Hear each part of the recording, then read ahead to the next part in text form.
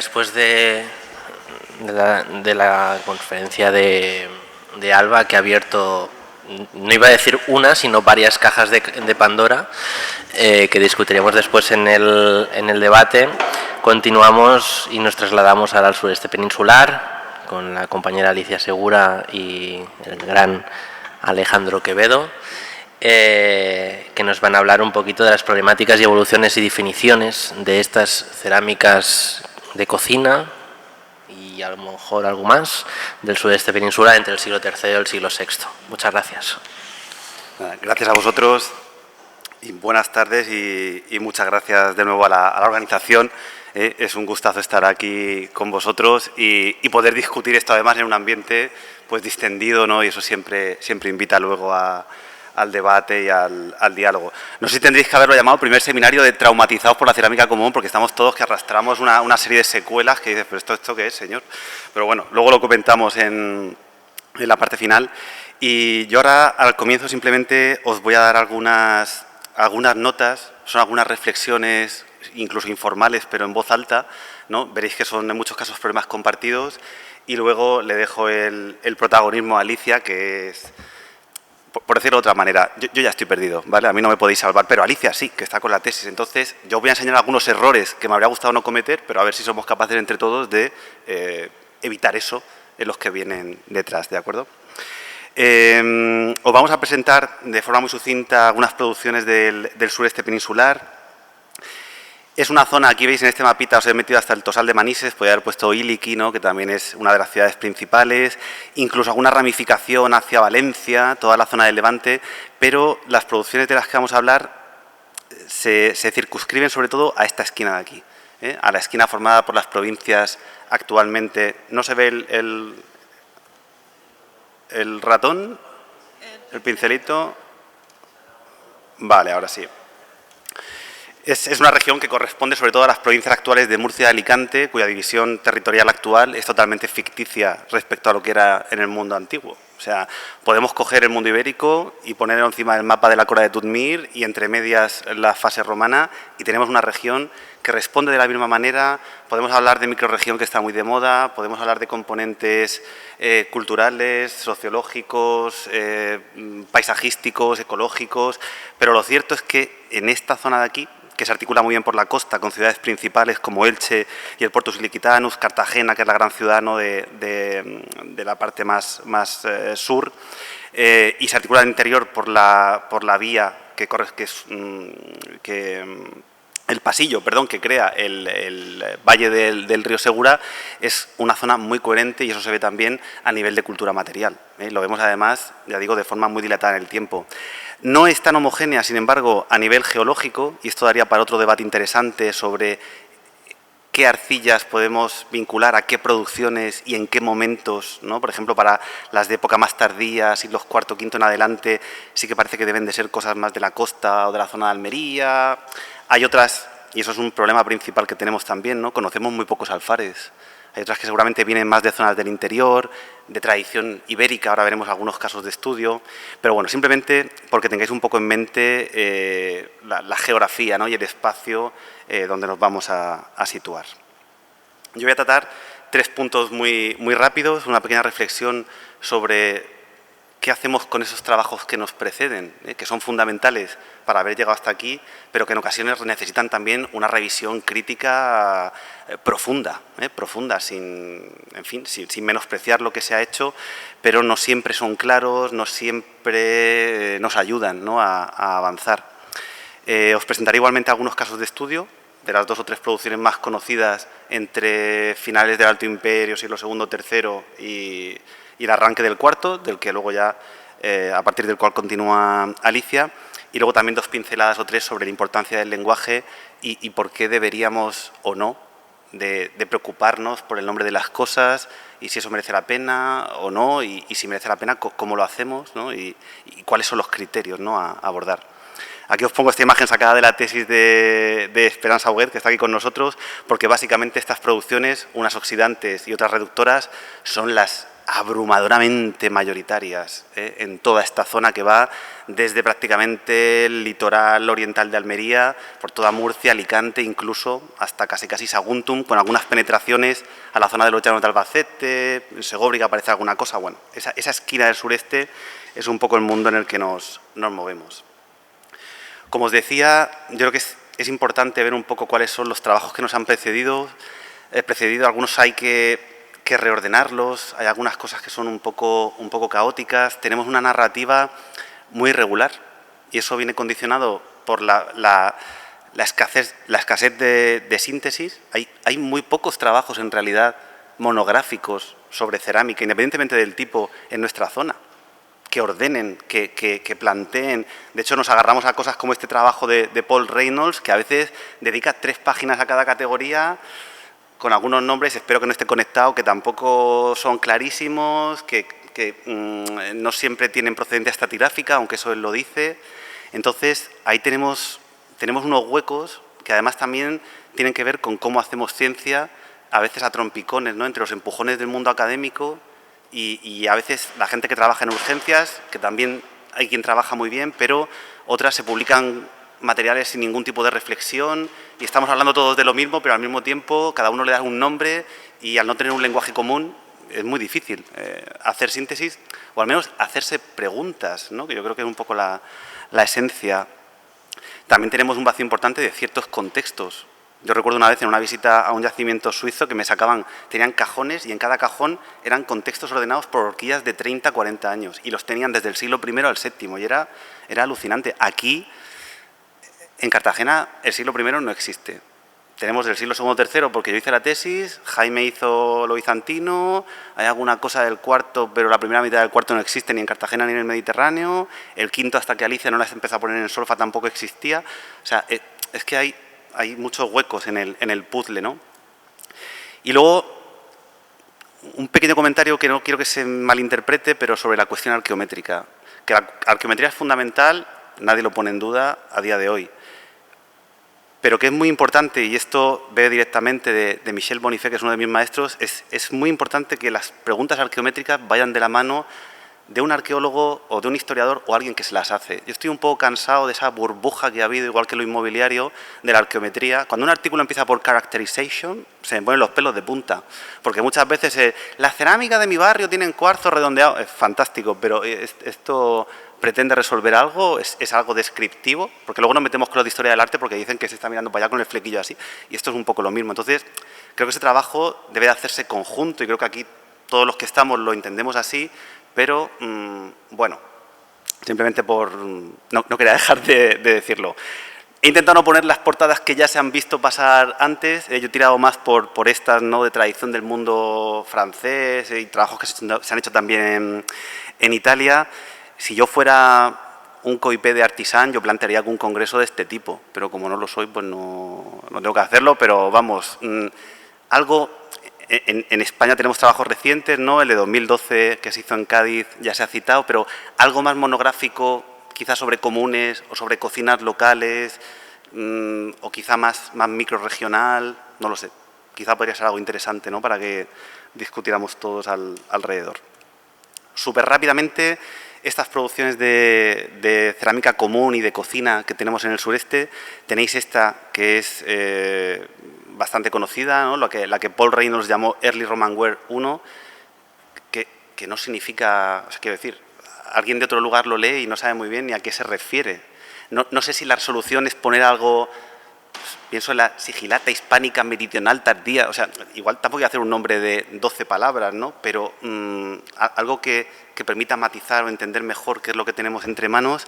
Fijaos, de hecho, que la nomenclatura que utilizamos es la de Paul, que es del año 93, pero ya había mucha gente que había descrito antes este tipo de cosas en memorias de excavación, basándose en criterios tipológicos. Y aquí también hay que romper una lanza muchas veces por cuestiones macroscópicas, morfológicas, que sirven igual de bien para definir una producción o al menos para hacer una primera caracterización. Esto lo digo también por los que dicen, si no tiene arqueometría no vale. Hombre, lo suyo es que tenga arqueometría, pero también ha habido trabajos que por circunstancias no han podido incluirla, desde tipo económico a de tipo incluso metodológico, y no por ello no son válidos. O sea que quizá, bueno, hay que ser un poco más medidos, ¿no?, a la hora de hacer ciertos juicios. O sea, estas producciones arrancan, aquí lo veis muy bien también en esto que está sacado de la tesis de ESPE, desde época ibérica, y son una tradición que continúa durante gran parte de época romana. Este mapita que también publica ESPE ya en 2012, afortunadamente está desactualizado, y digo afortunadamente porque eso demuestra que se avanza, ¿no?, con el trabajo. En la zona de Murcia son abundantísimas, abundantísimas. Muy interesante también ver qué pasa con la dicotomía costa-interior. Aquí tenéis, por ejemplo, un contexto de Cartagena donde tienen un 10% de presencia, pero es que esto en el interior se dispara al 35 o al 40, porque son originarias del interior, porque las zonas del interior son menos permeables a los cambios del litoral, que están bombardeados, ¿no?, por ese mercado, sobre todo africano, que se come la costa, sobre todo ciudades muy metropolitanas como Cartagena. Bueno, os pongo esta otra flechita porque estos son las cerámicas reductoras y estos son las cerámicas oxidantes, pero si sumamos ambos porcentajes tenemos casi un 40%. O sea, que fijaos el peso. O sea, es que no estudiarlas es un crimen, ¿vale? Que no tienen brilli-brilli, ni engobe, ni... Pero es que esta idea decimonónica de dejar fuera estas cosas de los contextos nos priva en ocasiones de prácticamente la mitad de lo que tenemos, que ya es una parte de lo que fue, con lo cual si seguimos sesgando, pues ya... Tenemos estas producciones reductoras y tenemos también estas producciones oxidantes, o quizás sea más correcto llamarlas oxidadas, que Paul llamó Early Roman Ware 3, son estas. Las dos son estas pintadas geométricas de tradición ibérica, pero es todo lo mismo, y esto igual.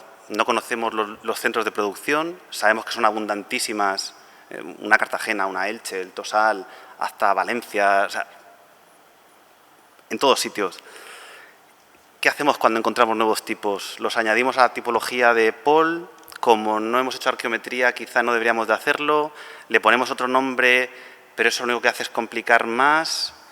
Pues no lo sé. Yo también un poco, igual que Alba, pues os traigo más dudas, ¿no?, igual que los que me han precedido, que soluciones. Por ejemplo, estas son unas paredes finas que yo llamé tipo Cartagena, porque se identificaron por primera vez en Cartagena, ni siquiera es el lugar donde son mayoritarias. Luego te pones a tirar del hilo y resulta que también las hay mucho en la zona de Argelia, hasta nos permiten plantear si no hay una microrregión, porque son cosas que no se encajan bien y que es raro que viajen, y por qué viajan, y por qué esa gente de esa zona bebe de la misma manera, en fin, hay muchas cosas que podríamos plantear, pero la cuestión, esto es Early Roman Ware 3, si la Early Roman Ware 3 se produce en otro sitio, al llamar yo a esto Cartagena, estoy confundiendo más al personal de lo que lo estoy ayudando.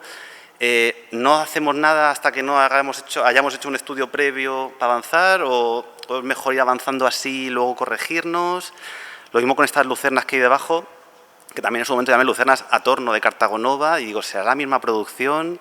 Esto sí que parece exclusivo de Cartagena, entonces lo demás es de Cartagena, en fin, ya veis que es un mare magnum, ¿no?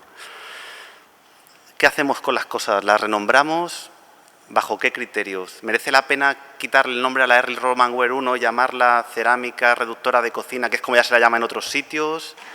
¿Cerámica de cocina reductora del sureste? ¿Alto imperial? ¿No? ¿Primero, tercero? Lo importante yo creo es que sea una etimología sencilla y que cuando hablamos de una cosa entendamos todos que es lo mismo. Eso sí que debe de ser un objetivo. O sea, en este caso tenemos la jarra de esas reductoras Early Roman Ware 1, el tipo 8, que no es una jarra, cuidado, es un hervidor, porque va al fuego. Luego ahí también los criterios funcionales entran en juego. Y este hervidor, Paul lo llama Early Roman Ware 1.8, pero en Liria se llama el tipo S 2.4 y en Cartagena se llamaba la lámina 3.12 de la calle Jara. A mí me da igual, si el que lo lee sabe que eso es igual a lo otro, estupendo. Pero si no se sabe y estamos hablando de cosas distintas, claro, es muy difícil que lleguemos a conclusiones o que hagamos preguntas correctas, ¿no? Cuando no tenemos un lenguaje uniforme. Os ponía aquí esto de Linneo, ¿no? Ya sabéis que es el académico sueco que hace la clasificación de los seres vivos, porque es un concepto al que además recurría mucho Michel Bonifay, ¿no?, cuando yo estaba en Francia, sobre cómo nombrar a las cosas de forma que todos podamos utilizar un mismo lenguaje y que sea un lenguaje sencillo. Sobre la funcionalidad no entro en exceso. Ahora hay una tesis de un doctorando muy interesante que se leerá en Cádiz en breve, de José Luis Portillo, que también reflexiona sobre estos criterios. Pero a ver, una olla es una olla. y está hecha para ir al fuego. Eso, Voy a ponérmelo. ya está, pues eso lo tenemos claro. Otra cosa, o sea, es que tú luego quieres usar la olla de sombrero. Por ahí tenemos que distinguir entre usos primarios, usos secundarios, cómo aparece en el contexto y cómo queremos luego enfocar el estudio de ese contexto. Si queremos hablar de prácticas culinarias, pues el mortero no lo metas en la común, mételo en un elemento que sirve para cocinar. O sea, que ahí a veces también nosotros, Joana ha utilizado un término que me ha gustado mucho, que es presión historiográfica. Nosotros mismos nos ponemos unas losas encima que quizás son un poco innecesarias. A la hora también de la nomenclatura, aquí os pongo mismas arcillas, diversas categorías, por lo que presentaba Alba, es que a veces tenemos unas categorías hechas con un tipo de arcilla y decimos, esto es para ir al fuego, pero es que con la misma arcilla te hacen de repente una lucerna y te hacen también un barreño, sin trazas de fuego. Otro ejemplo rápido, ¿cómo llamamos estas cosas? Esto, por ejemplo, lo hemos definido recientemente en la zona de Argelia. Son unas producciones de cocina que están en varias ciudades muy concretas del norte de la Cesariense. Al principio la llamamos, en 2019, cerámica de pasta roja, porque en el inventario que íbamos muy rápido lo llamábamos así. Luego dijimos Late Mauritanian Cesariensis Cookingware. Y yo dudaba, digo, lo hacemos en inglés, lo hacemos en español, tenemos derecho a hacerlo en español. O sea, no lo sé si a veces complicamos más las cosas que las facilitamos. Pero en cualquier caso, lo que sí que creo es que debe de ser algo lo más sencillo posible. No sé si somos capaces de llegar a eso. Y luego, una pequeña advertencia simplemente, y esa sencillez tiene que ver también con los inventarios, con la forma que tenemos de trabajar, ¿no? Esas tipologías ochenteras tipo Morel, en la que una pieza tenía un número de 12 cifras con códigos, tampoco me parece especialmente práctico. Y luego, una nota simplemente, y con esto le paso la palabra a Alicia, sobre, a la hora de hacer tipologías y demás, algunos peligros a evitar. Muchas veces intentamos hacer ordenaciones de cosas que a veces ni siquiera conocemos de forma completa, pero las igualamos a otras porque son parecidas, ¿no? Y tú ves estas 4 ánforas del Pecio Fontanelles y dices, pues estas tienen nombre propio, ¿no? Las Fontanelles 1, las Fontanelles 2, pero hay otra gente que dice, no, esto es una ánfora local de esta zona tipo Almagro 51. Bueno, eso sí ves el cuello, pero es que luego de repente evolucionan de forma distinta, y una es de fondo de una manera, otra es de fondo de otra manera, una es porque seguramente contiene vino y la otra contiene olivas. Entonces, mucho cuidado también a veces a la hora o sea, quiero decir, está fenomenal que tengamos este debate y este seminario para reflexionar sobre estas cuestiones, porque a veces, por querer facilitar, complicamos de forma exponencial, ¿no?, los problemas que tenemos. Y básicamente eso es lo que os quería contar. Le dejo la palabra a Alicia. Sin presión.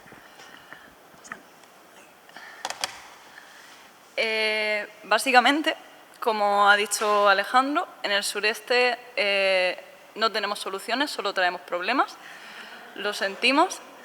Y aparte de que solo traemos problemas, tenemos muchas lagunas. Para época tardía, que es lo que ahora mismo nos interesa, tenemos un problema. Sabemos que se producen ánforas en Mazarrón y en Águilas, pero conocemos muy poquito de periodo productivo. Únicamente si tenemos unos alfares concretos, no sabemos más. Y todas las producciones que Alejandro ha mencionado, que vienen del mundo romano, tenemos un vacío legal que no sabemos si podemos estirar el término de Early Roman Ware hasta el siglo V, porque ya ahí early precisamente no es. ¿Y qué hay entre medias? En ese caso, en uno de los primeros lugares donde hemos empezado a poder dibujar un nexo de unión entre esas diferentes categorías es en lo que tradicionalmente se ha considerado como cerámica de cocina, en el sentido de cerámica que está expuesta al fuego. O sea, cuando decimos cocina nos referimos a eso. En este caso, tenemos literalmente que encomendarnos a Dios, concretamente a San Isidoro de Sevilla. Porque si pretendemos comprender la realidad alfarera o cerámica del sureste, tenemos un regalo que es que tenemos fuente directa de una persona de la cartaginense que escribe en el mismo periodo en el que se manufacturan las cerámicas de las que estamos hablando. En este caso es importante o interesante porque hay... Cachis. F5. Es interesante porque él mismo nos da la solución. Estamos hablando todo el rato en todas las conferencias de cajón desastre. Yo directamente voy a decir, todo lo que estamos diciendo ya lo está diciendo San Isidoro de Sevilla. O sea, la forma en la que estamos viendo las cerámicas es una perspectiva plenamente isidoriana, en el sentido de que San Isidoro ya distingue entre basis escaris, es decir, vajilla de mesa que va destinada al servicio de mesa, un gran conjunto de vasijas que distingue por funcionalidad, vasos para beber, vasos para guardar, vasos para verter agua o verter vino, vasos de cocina que los distingue de elementos que están asociados a cocina pero no vasculares, como pueden ser fuegos, parrillas, etc. Y los vasos, o sea, los recipientes para iluminación, que serían las lucernas. Esto, en traducción arqueológica, en el caso del sureste, lo que estamos haciendo es esto. Predomina la categoría, si es cerámica común, si es cerámica de cocina, si es vajilla fina de mesa, engobada o no engobada. Y en ese caso, también dentro de lo que es el gran cajón desastre de la cerámica común, procuramos diferenciar, en la medida de que sea posible, porque tengamos forma, el tipo de uso teórico y preliminar que se le puede dar a ese tipo de piezas.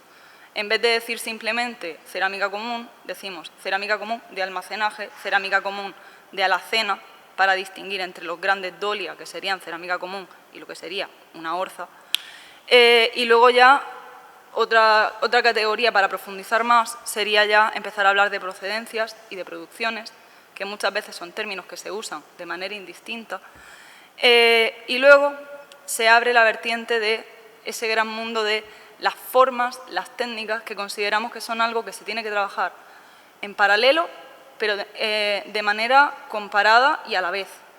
Porque una olla morfológicamente puede ser igual, pero a la hora de manufacturarla puede estar hecha y pueden haber llegado a la solución para llegar a la misma forma de 1000 maneras diferentes. Y ya el punto último al que tenemos que alcanzar es el tipo, porque el tipo, en esencia, es lo que nos va a dar esa cronología, pero no por ello es la base sobre la que tenemos que empezar a construir esa conceptualización cerámica, porque si empezamos a construir a través del tipo, muchas veces se nos olvida que una Dragendorf 22 es un cuenco, y al olvidarnos de eso estamos deshumanizando algo inherentemente humano como es la cerámica.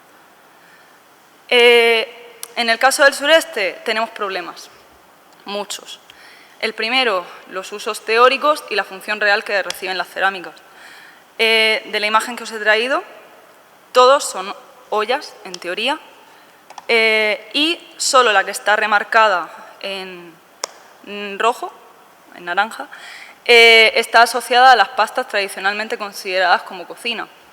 Las dos que están sobre ella son consideradas como pastas toscas de águilas, porque tienen las mismas pastas que las ánforas de águilas, pero tenemos evidencia que están expuestas al fuego. Ahí, funcionalmente, estamos hablando de cerámica de cocina, no de cerámica común.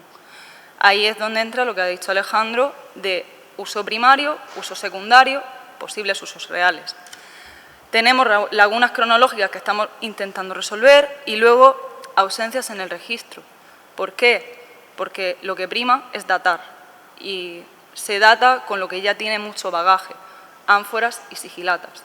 Y es un problema que no solo tenemos en el sureste, sino que también tenemos en otros yacimientos, porque cuando yo me pongo a leer memorias de excavaciones o artículos, se me rompe el corazón de ver que se centran en aquellas producciones que son extremadamente datantes y se ignora las comunes y las cocinas, a pesar de que pueden tener el mismo valor cronológico que tiene lo demás.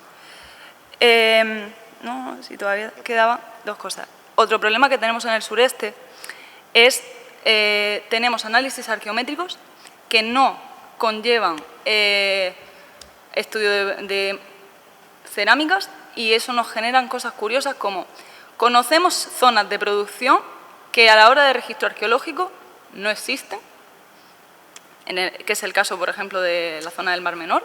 Supuestamente se produce cerámica allí a nivel arqueométrico, porque se sabe que es de ahí, pero en el Mar Menor todavía no se han documentado fliquinae. ¿Qué hacemos con eso? No lo sabemos.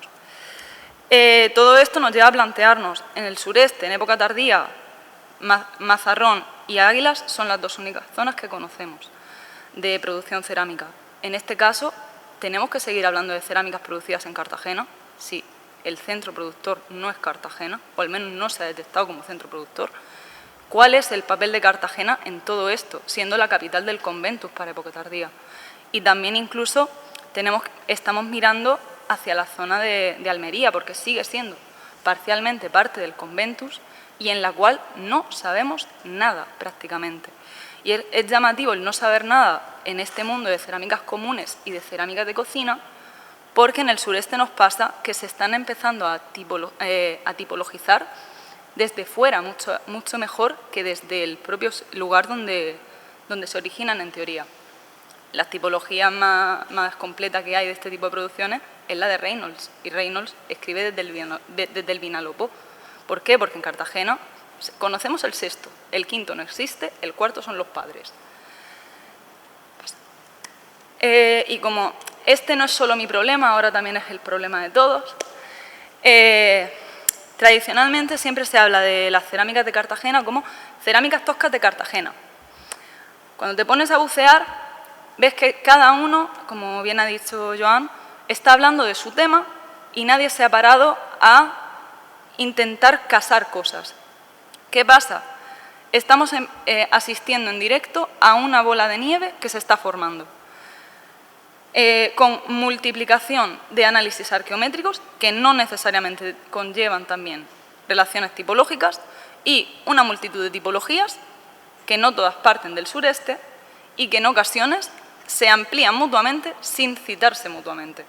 En el sentido de, por ejemplo, la tipología cartagena es algo artificial, pero está ahí condensada. ¿Qué pasa? Sabemos que es cerámica de cocina, pero no solo es cerámica de cocina. Esas pastas son categóricamente lo que más hay, cerámica de cocina. Dentro del mundo de cerámica de cocina también hay más cosas. Hay lucernas, hay cerámica no vascular como esbotos, etc. Y dentro de todo ese mundo, San Isidoro lo dice claro, la cerámica de cocina es aquella que se usa para cocinar, independientemente si va al fuego o no. Y brevemente, lo que queremos sobre todo incidir es qué estamos haciendo para evaluar si algo es una olla o una cazuela. Parámetros morfométricos. No solo estamos tirando de definiciones filológicas, porque claro, venimos del mundo romano, nos encanta usar el término cacabus en vez de decir cazuela, pero es necesario distinguir, en este caso, por ejemplo, en el que de repente el mismo perfil tienes este perfil y este, si solo tienes la parte superior, dices que es una olla, pero si tienes el perfil entero, o prácticamente entero, ves que no. En este caso, consideramos que es súper importante, más allá de la orientación del perfil, el diámetro que tiene y la altura total de la pieza y la altura que tú conservas de esa pieza, porque muchas veces te marca una realidad completamente diferente. En este caso, también, la propia orientación de los bordes y de los perfiles, el tipo de borde, el tipo de perfil, etcétera, pasa porque te da lugar a realidades muy diferentes. Todo esto son cazuelas del sureste, cada una con una orientación diferente, pero sigue siendo morfológicamente una cazuela, un recipiente más ancho que alto. Todos estos son los parámetros que estamos controlando a la hora de definir tipológicamente qué es qué, y en este caso también tenemos que decir, no nos atrevemos muchas veces a decir si algo es una olla, una cazuela o lo que sea, a menos que tengamos mínimo los 2/3 superiores y parte del inferior de una pieza, porque hacerlo sería un poco pecar de valientes y asumir cosas que no necesariamente tienen que ser asumibles. Brevemente, en el caso del registro nos estamos encontrando con ollas, con pucheros, véase, ollas pequeñas con monansadas. Las ollas pueden tener asas, pueden no tenerlas, muchos formatos diferentes, desde una olla así a una olla que tenga medio metro de alto, pero que morfológicamente sigue siendo una olla. Tenemos cazuelas altas, tradicionalmente consideradas como cacabus, y tenemos ollas que en comparativa con las ollas globulares viene a ser lo mismo, y ahí es donde entramos en el concepto maravilloso de la polifuncionalidad que implica polisemia, y lo dicen las fuentes. una olla es una olla, una urna, un cácabus, etc. Son conceptos que incluso en mundo tardío y en mundo clásico ya pasan. ¿Qué pasa? En el caso de los cácabus o de las cazuelas tenemos una ventaja. Existen dos términos, cácabus y cacaulus, que significa literalmente cazuela pequeña, y que en este caso hemos interpretado como una cazuela más bajita. ¿Qué pasa? Otro conflicto más, cazuelas pequeñas, pero también tenemos patinae, que es una bandeja. E incluso peor, si eres del sureste, de la zona de Cartagena, ya no vas a decir solo que es una fuente o una bandeja, vas a decir que es una yanda, que es un término que conocemos los de Cartagena y Alicante, y poco más. O sea, y fuera de ahí no lo usan. Y es interesante porque en el caso de las bandejas o de las yandas, que decimos nosotros, están intrínsecamente relacionadas a procesos de cocción con horno, y este tipo de formas no las encontramos en mundo romano, al menos no las estamos encontrando de normal. Los paralelos morfológicos más cercanos me tengo que ir a mundo medieval, con los famosos tabac, o a mundos prehistóricos para cocciones de panes ácimos. Eso no está normalmente contemplado en el registro romano clásico. Más cosas relacionadas con mundo de cocinas. Tenemos jarras, tenemos botellas. De toda la terminología romana, el único término que se emplea explícitamente por las fuentes asociado a procesos que requieren calor es el urceus. El problema con el urceus puede hacer referencia a una olla o a una jarra. Y en el caso de los morteros no tienen mucho problema a la hora de definirlo, porque son formas fácilmente identificables. Y en el caso de los coladores más de lo mismo, porque tenemos que un colador necesita agujeros para poder filtrar. ¿En qué nos lleva a todo esto? Pues por un lado a que si empezamos a analizar todo de una manera diacrónica, y ya no solo diacrónica, sino con una terminología lo más común posible, y antes de decir tipologías estamos diciendo formas, y estamos diciendo que una olla significa urnas y significa mil cosas, pues podemos empezar a poder ver evoluciones dentro del registro arqueológico en la cual unas piezas sustituyen a las otras o vuelven en sí. Salvo los dos trocitos de sigilata, o sea, de cerámica africana de cocina que he puesto para orientar a la población, todos los demás ejemplos que traemos son cerámica del sureste, en la cual estamos viendo cómo hay una tradición romana clara de imitaciones de formas tradicionalmente africanas, como puede ser la GEI 23 o algo que parece evolucionar de la GEI 197, cómo va cambiando, empiezan a aparecer cácabus, continúan las cazuelas, vuelven a aparecer las ollas, vuelven a aparecer en el siglo V, tenemos cosas diferentes, y las producciones del siglo V cambian completamente en la segunda mitad del V y ya para el siglo VI más aún, porque en el siglo VI nos aparecen este tipo de bandejas, y esto no lo encontramos. Y esto de aquí, o sea, este tipo de yandas, solo las estamos encontrando de momento en Águilas. Ahí nos da pie en todo momento a empezar a reflexionar sobre cómo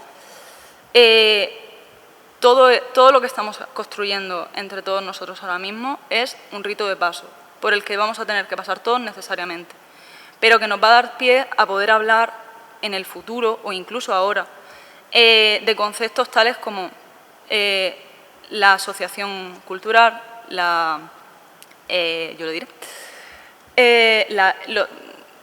dinámicas de agencia, influencias y también incluso empezar a personalizar a los propios alfareros en los procesos de manufactura. Los alfareros no están haciendo una cerámica pensando que están haciendo el tipo 10 de Cartagena, están haciendo una bandeja para responder a unas necesidades culinarias asociadas intrínsecamente a procesos culturales, humanos y antropológicos, de los cuales nos influencian a todos. Por eso queremos agradecer, antes de acabar, nuevamente a la organización el hecho de habernos invitado a los del sureste a presentar no solo la perspectiva que tenemos nosotros por culpa de San Isidoro, sino también un poco el bagaje cultural que tenemos con ese mundo romano que nos afecta y que nos tiene el cerebro lavado con el tema de que la tipología a veces es lo más importante. Y bueno, eso es todo.